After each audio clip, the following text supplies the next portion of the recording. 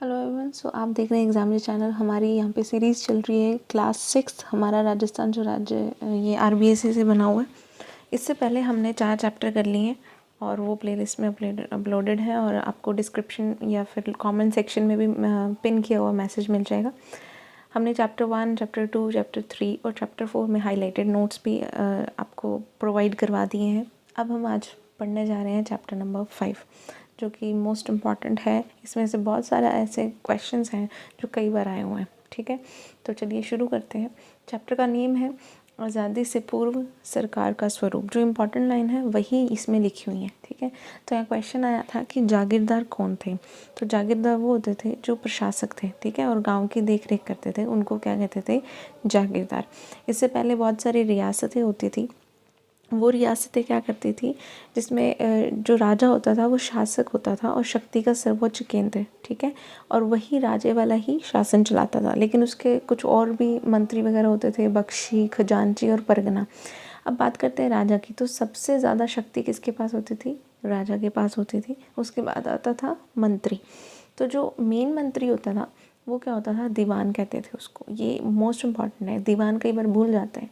बख्शी क्या होता है, वेतन देने वाला, सेवा जो सेना वगैरह होती है उसको वेतन।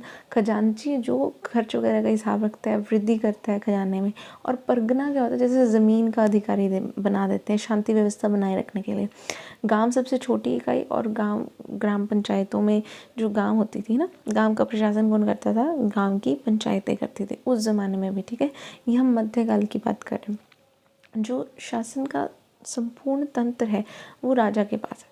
किसमें, मध्यकाल में शासन का संपूर्ण तंत्र राजा के पास। और वहाँ पे तब क्या चलती थी, जागीरदारी व्यवस्था चलते थे।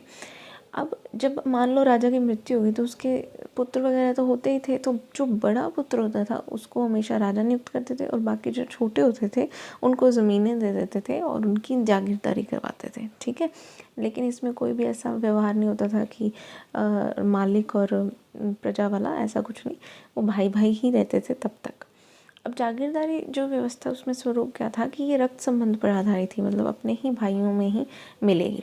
जागीरदार के संबंध जो होते थे वो स्वामी और सेवक के नहीं होते थे। मैंने अभी आपको बताया भाईचारे जैसे रहते थे वो, चाहे एक राजा बन भी गया। अब मुगल काल में क्या हुआ, जब मुगल काल यहाँ पे आने लगे तो वो खुद मनसबदार यानी कि वो ये संरक्षण वगैरह लेने लगे। ठीक है, और फिर उसके बाद अंग्रेज़ों का भी शासन आया।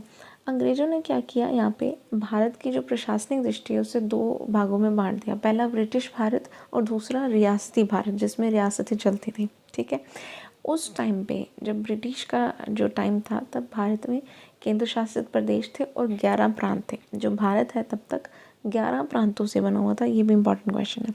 1857 की क्रांति के बाद ईस्ट इंडिया का जो शासन था वो समाप्त कर दिया, उसका कोई वहाँ पे रोल नहीं रहा।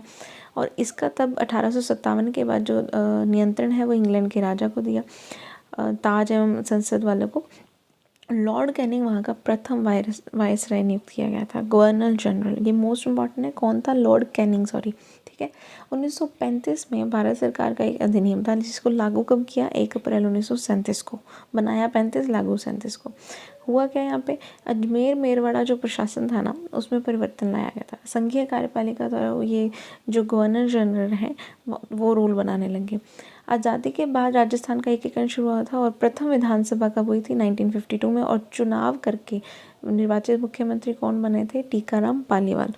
ये टीकाराम पालीवाल याद रखना, प्रथम निर्वाचित मुख्यमंत्री थे जो 1952 को राजस्थान की प्रथम विधानसभा में निर्वाचित हुए। ठीक है, अब कुछ इंपॉर्टेंट यहाँ पे शब्दावली आ जाती है। जागीरी पट्टा क्या है, वह जिसमें शासक द्वारा प्रदान की गई जागीर का उल्लेख होता है। मनसबदार क्या होता है, मुगल कालीन में प्रचलित। और निर्वाचित मतलब चुना हुआ।